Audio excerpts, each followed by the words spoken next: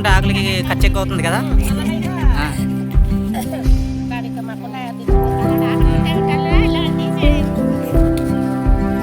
ఇలా అయితే ఎన్ని ఎన్ని ఆకులు పుట్టగలరు ఇలాగా? ఎంతమంది భోజనం పెట్టవచ్చు?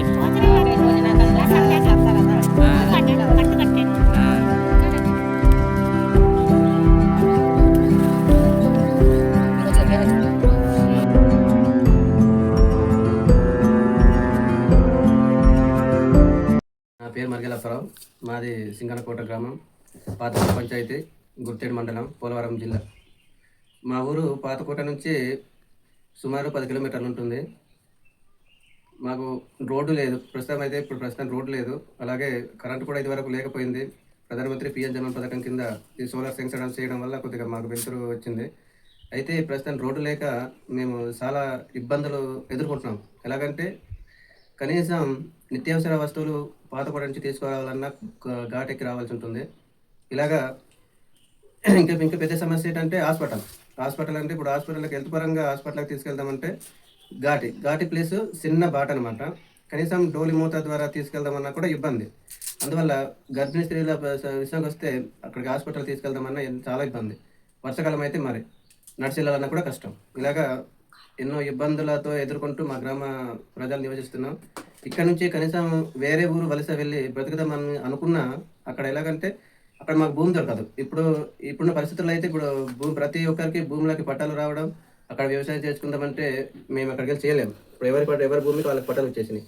అందువల్ల మేము ఎక్కడికి వెళ్ళి బతుకుదాం అనుకున్నా మాకు ఇబ్బందిగా ఉంటుందని చెప్పి ఇంత లోతట్టు ప్రాంతంలోనైనా బ్రతుకుంటూ అలా జీవనం గడుపుతున్నాం. మాకు ఇక్కడ జీవనాధారం అంటే ఏమీ లేదు. ఏదో మేకలు ఇలాగా అమ్ముకుంటూ బ్రతుకుతున్నారు. చాలా కనీసము ఏదో వేరే పంటలు వేసుకొని బ్రతమంటే భూమి ఉంది, కరెక్టే భూమి ఉంది. కానీ అవి పండించుకున్న తర్వాత మళ్ళీ తీసుకెళ్ళి అమ్ముదాం అనుకున్న ఇబ్బంది ఇక్కడ. అందుకోసమని ఏదో తినడానికి మాత్రం పంటలు వేసుకొని అలాగా జీవనం గడుపుతున్నారు ఈ ఊరి ప్రజలు. ఇంకేంటంటే తాగడానికి మంచినీళ్ళు కూడా కాలువ నీళ్ళే తాగుతున్నాం మేము. కాలువ నీళ్ళు తాగడం వల్ల మాకు కూడా కొన్ని జీర్ణకోశ వ్యాధులు అంటే వాంతులు కానీ విరచనాలు ఇలాగా ఒక్కోసారి ఇలాగా రకరకాల సమస్యలు ఎదుర్కొంటున్నాం. ఇంకా తప్పదు. ఆ పరిస్థితుల్లోన మా సమస్యల్ని బయటికి చెప్పుకుందామంటే చెప్పకపోయినా మేము హాస్పిటల్కి తెలియజేయాలి. హాస్పిటల్కి తెలియజేస్తున్నాం. ఏవో మొత్తానికి ఎంతో కొంత మాకు హెల్త్ పరంగా బాగానే ఉంటుంది. కానీ తాగడానికి నీళ్ళు లేక ఇబ్బంది. వర్షాకాలం అయితే మరి బురద నీరు వడ పట్టుకొని వేడి మరిగించుకొని తాగుతున్నాం. కనీసం రోడ్డు ఇవన్నీ ప్రాబ్లమ్స్ కారణం ఏంటంటే రోడ్డు లేదు ప్రస్తుతానికి. మాకు రోడ్డు లేక ఇలాగా ఇప్పుడు ఒకదాని తర్వాత ఒకటి ఇలా సమస్యగానే ఎదుర్కొంటున్నాం.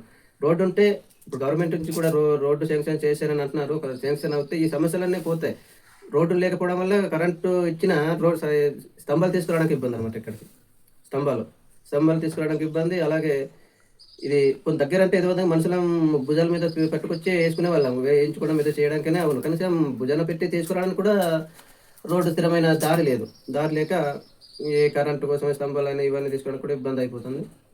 ఇలాగా చెప్పుకోవాలంటే ప్రతి సమస్యగానే ఉంది మాకు.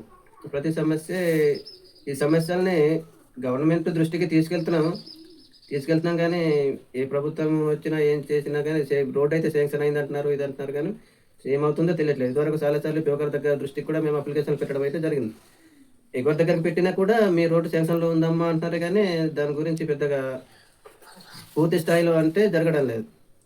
సో మా ఊరి సమస్యలు అంటే ఇవ్వండి. మ్యాక్సిమం మాకు రోడ్డే ముఖ్యంగా. రోడ్డు అవుతే ఒకదాని తర్వాత ఒకటి ఇలాగ సమస్యలు సర్దుబాటుకు వచ్చే అవకాశం అయితే ఉంది. రోడ్డు లేక ఎంతో ఇబ్బంది. కనీసం చెత్తకెళ్ళి రావడానికి కూడా సాయంత్రం అయిపోతుంది. ప్లస్ ఆ టైంలో చీకటి పడిపోతే కనుక భయం అనమాట. ఏవో జంతువులు, పులులు కానీ వెలుగులు ఇలాగ ఎలుగుబంట్లు ఏవో సంథింగ్ పాములు కానీ కరిచే అవకాశాలు కూడా ఉన్నాయి మా చిన్న దారి రోడ్డు లేక. ఇది మా సింగనకోట గ్రామం యొక్క సమస్యలు. మరి ప్రభుత్వాల దృష్టికి అయితే తీసుకెళ్తాం. కానీ ఇందాక చెప్పినట్టు ప్రభుత్వాలు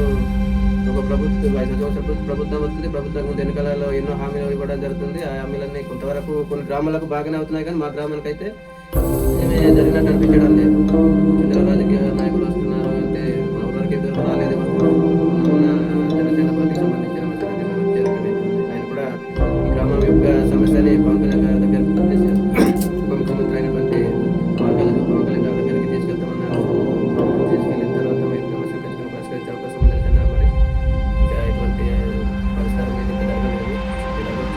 చేస్తాము. అలా పెడితే ఎంత ఉంటే లోపలికి ఒక 10 కిలోమీటర్లు 20 కిలోమీటర్లు ఉంటుంది. లోపలికి ఎదురుగానే నడిచేదానికి మాకు అవసరం ఉంటుంది. ఇలా రోడ్డు అయితే కనుక